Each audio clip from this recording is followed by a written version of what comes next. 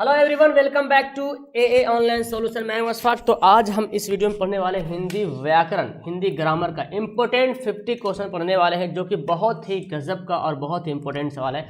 तो अगर आप क्लास 10th में हो या क्लास 12th में हो, डोंट वरी, आप अगर तैयारी कर रहे हो बेहतर तरीके से, स्पेशली क्लास 10th, बिकॉज उसका जो सिलेबस के अकॉर्डिंग है ना, तो हिंदी ग्रामर जो वीडियो है ये बहुत खास होने वाली है और आपको 50 में 50 बनाने की कोशिश करना है। तो चलिए स्टार्ट करते हैं, टाइम वेस्ट नहीं करेंगे, फटाफट इस वीडियो को हम कंप्लीट करने वाले हैं। तो आप पूरी क्वेश्चन को देखेंगे, पूरा सवाल देखेंगे और एक भी सवाल मिस नहीं करेंगे। इससे पहले आप चैनल को सब्सक्राइब जरूर कीजिएगा और बेल आइकन दबा करके ऑल पर प्रेस करना, ताकि मेरा इन्फॉर्मेशन आपके पास सबसे पहले पहुंचेगा। ओके, एंड वीडियो को लाइक जरूर कीजिएगा। सबसे पहला सवाल यहाँ पे है, वह छत से गिर गया किस कारक का उदाहरण है? कारक आपको पढ़ना है। तो देखिए, वह छत से गिर गया मतलब छत अलग हो गया और वह अलग हो गया, है ना। जो गिरने वाला था वो अलग हो गया और छत अलग हो गया। तो वह छत से गिर गया, तो जब अलग होने का कोई भाव पता चले कि कोई चीज अलग हो रहा, तो उसको बोलेंगे आपादान कारक। क्या बोलेंगे? आपादान। जैसे पेड़, चिड़िया पेड़ से उड़ गई तो चिड़िया अलग हो गया, पेड़ अलग हो गया, ठीक है ना। गंगा हिमालय से बह गई, ऐसे बोलते हैं ना। नदी से पानी बह गया तो पानी अलग हो गया, नदी अलग हो गया। तो इस तरह से अगर रहे जो अलगाववाद टाइप का दे तो अपादान कारक होगा। आगे है, सत्य के लिए आग्रह के लिए एक शब्द बताइए। सत्य के लिए आग्रह, तो उसको क्या बोलेंगे? सत्यग्रह या सत्य आग्रह या सत्याग्रह या सत्य आग्रह। क्या होगा इसका सही आंसर? होगा सत्याग्रह, ऑप्शन नंबर सी। ओके, आगे है, खेत कौन सा शब्द है भाई? खेत कौन सा शब्द है? विदेशज, तद्भव, देशज, तत्सम।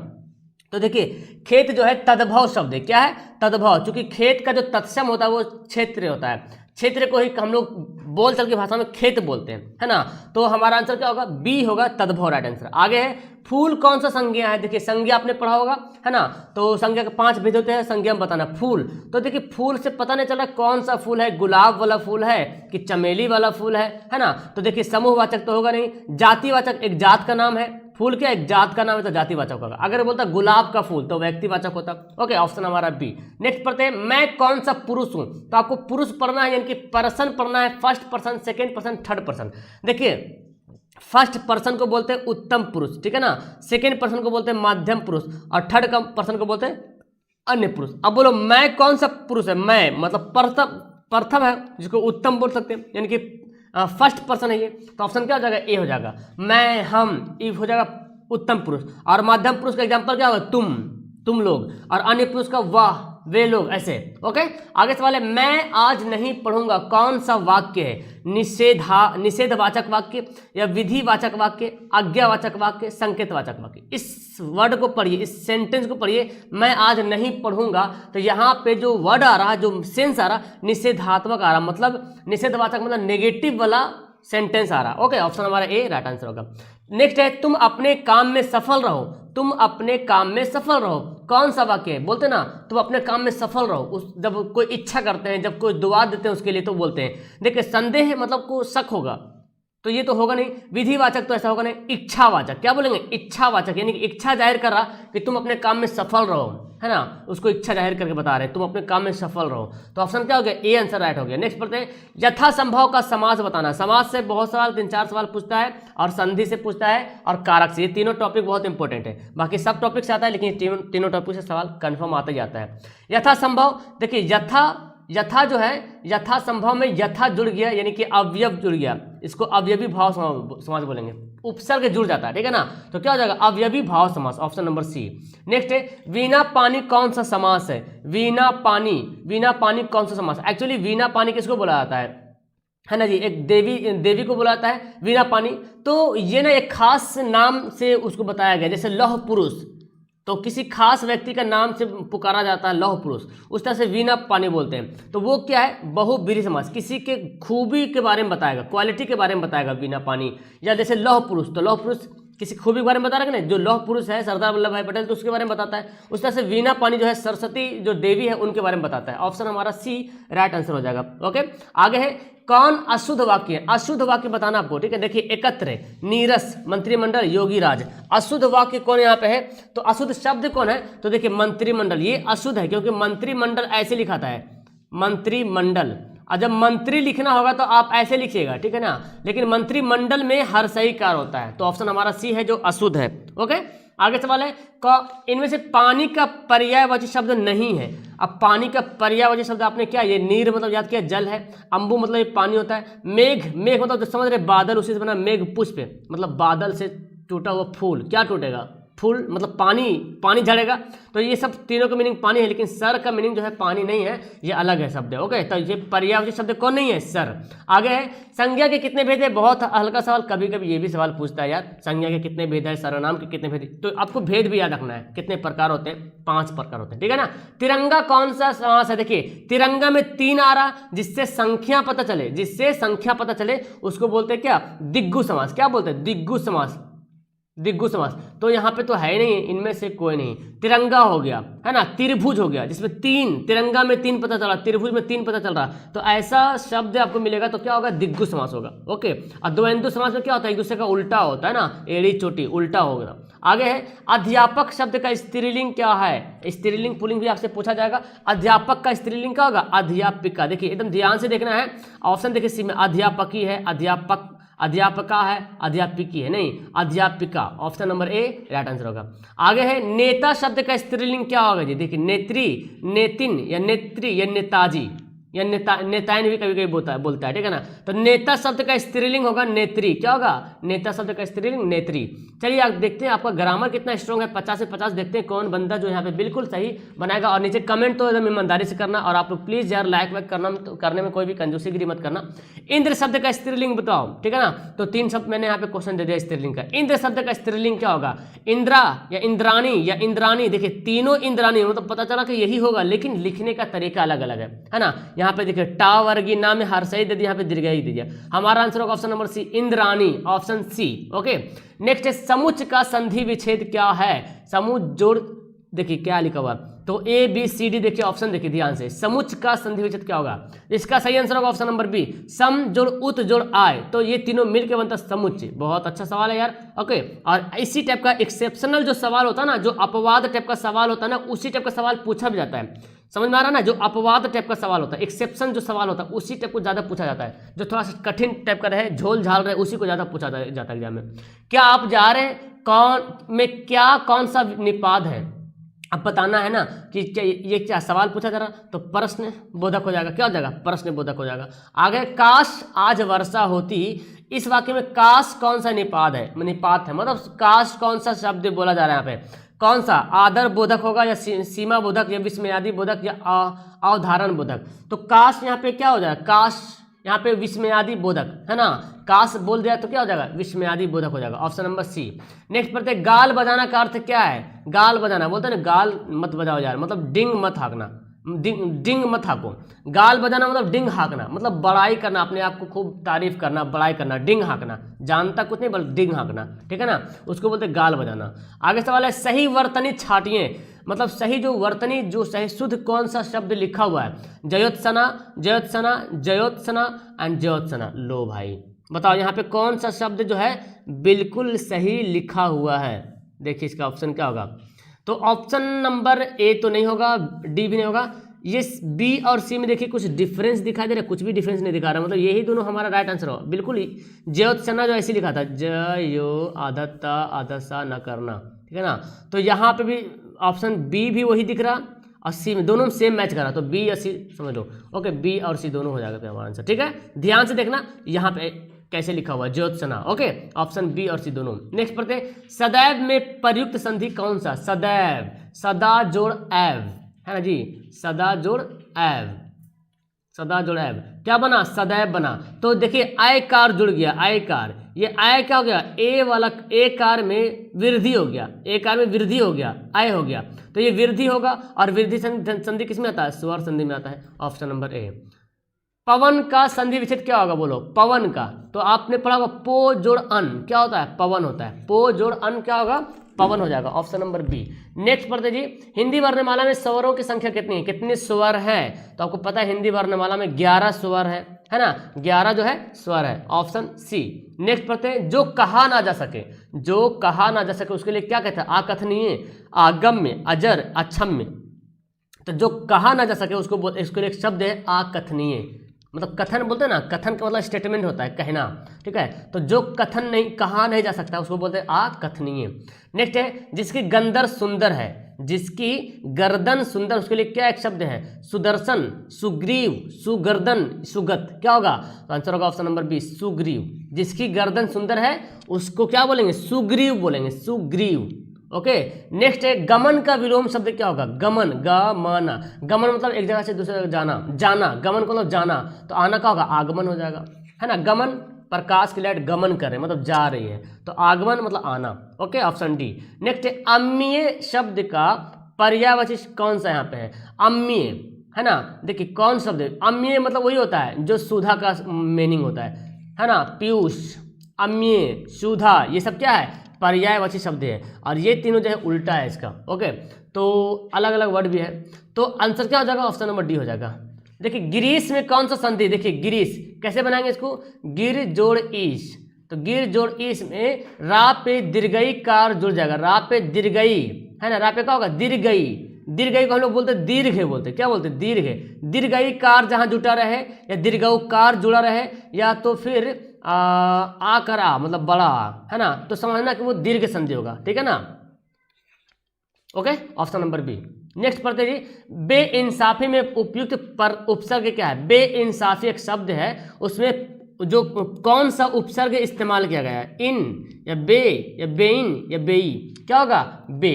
इंसाफी में जुड़ गया बे, तो बेइंसाफी हो गया, ऑप्शन नंबर बी इसका सही आंसर हो गया। नेक्स्ट है किस शब्द में उपसर्ग का प्रयोग हुआ है, किस शब्द में उपसर्ग का प्रयोग हुआ, लाभदायक, अपनापन, उपकार, पढ़ाई, किस शब्द में उपसर्ग का प्रयोग हुआ है, तो उपसर्ग का जो प्रयोग हुआ कहाँ, देखिए उपकार में, उपकार में उप जुड़ गया, तो क्या होगा, उपकार। बाकी ये सब तीनों जो है ना ऑलरेडी मीनिंग अपना अपना मतलब सिंगल मीनिंग बना हुआ, लाभदायक में, अपनापन में अलग बना हुआ है, लेकिन उपकार जो है इसमें उपसर्ग मिला हुआ, उप जो है मिला हुआ है, ठीक है।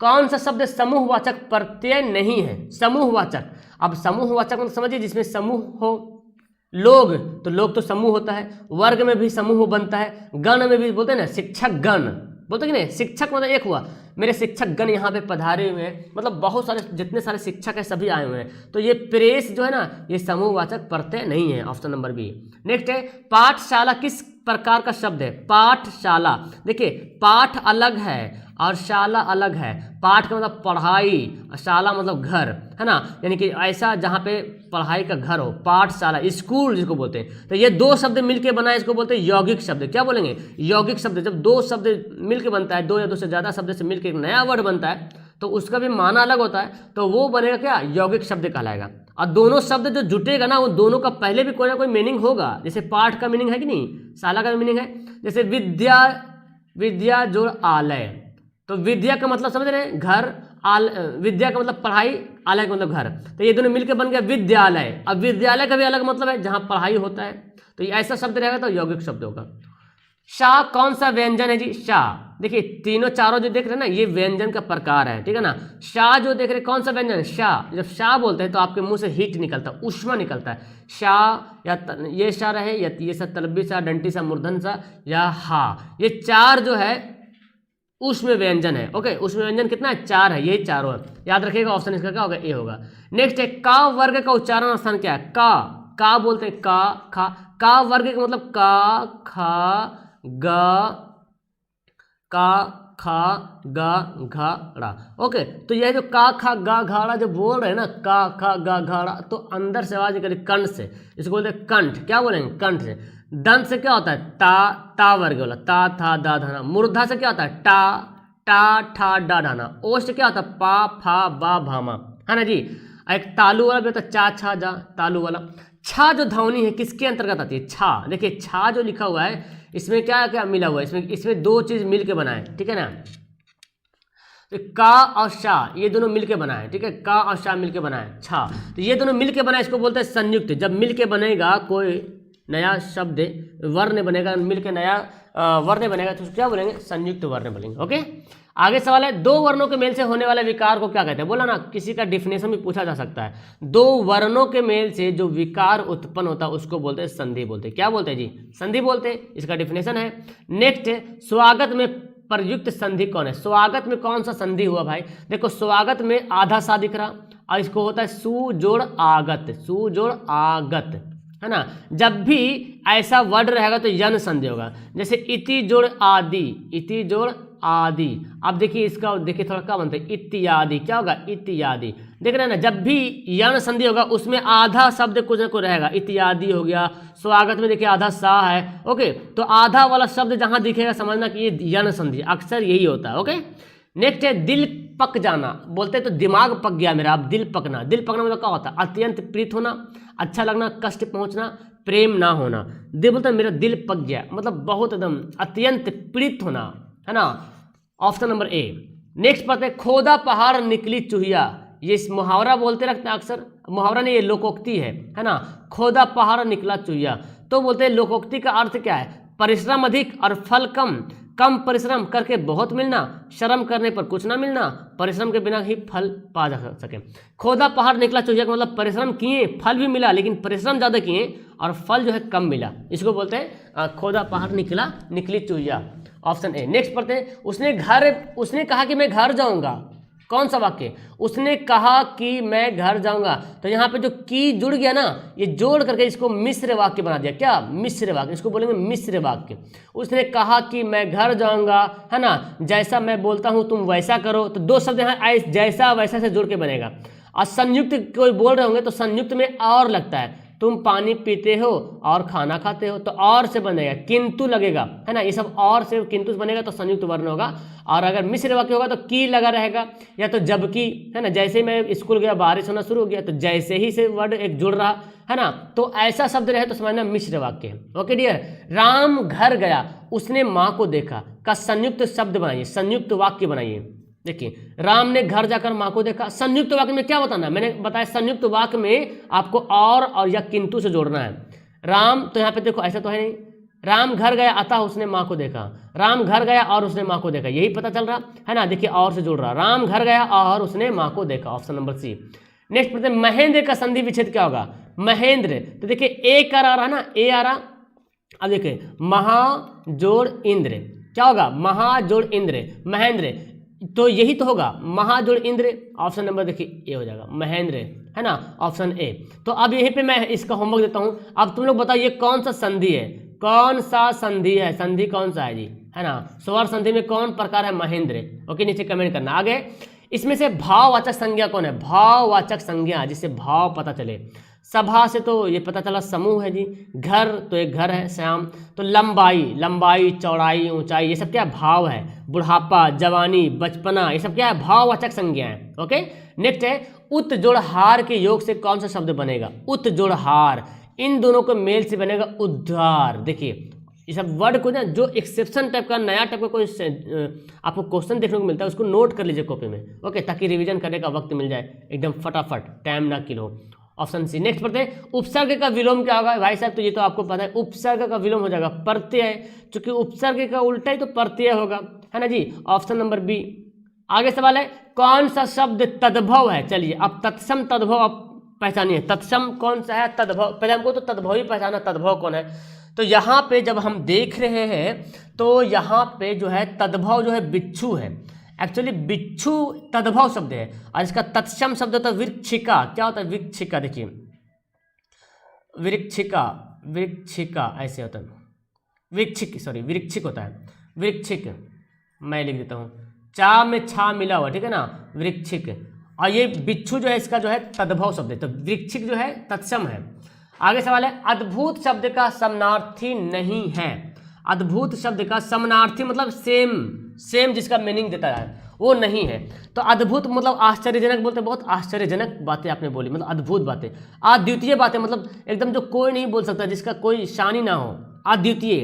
अपूर्व वही हो गया, भयानक यहाँ पे अलग हो गया, है ना, भयानक का मतलब समानार्थी तो होने रहा, ऑप्शन नंबर बी। नेक्स्ट पढ़ते, घर पर माँ है, वाक्य में पर जो है कौन सा कारक की विभक्ति, पर, तो अधिकरण याद कर, से पर, जहां पे अधिकरण होता है में पर, में रहे या पर रहे तो अधिकरण को दर्शाता है, ठीक है ना। ऑप्शन हमारा क्या हो जाएगा, डी राइट आंसर हो जाएगा। समझ में आ रहा ना। और बाकी तब जान रहे, अपादान जो अलगाव होता है, संप्रदान में के लिए होता है। आगे है लास्ट सवाल है, कौन सा निश्चयवाचक सर्वनाम का उदाहरण है, निश्चयवाचक सर्वनाम जिससे निश्चित चीज़ को पता चले। आप, तो ये तो आप से तो निश्चित हो नहीं रहा, ये सर्वनामिक सर्वनाम है, सर्वनामिक सर्वनाम है। कौन, ये देखिए प्रश्न पूछा जा रहा, यह कोई, तो यह हो गया ऑप्शन हमारा सही। यह मेरा पेन है, एकदम कंफर्म है। यह मेरा घर है, बिल्कुल मतलब कंफर्म ही जब कोई आदमी निश्चय होता है, निश्चित होता है, तभी ये कम सेंटेंस बोलता है। ये मेरी किताब है ना। अब कोई हो गया अनिश्चय, बोलते ना कोई आपको बुला रहा है ना, तो ये अनिश्चय हो गया। याद रखिएगा। तो हमारा 50 सवाल यहाँ पे क्लियर हो गया। इस तरह से आपको सवाल वीडियो मिलते रहेगा।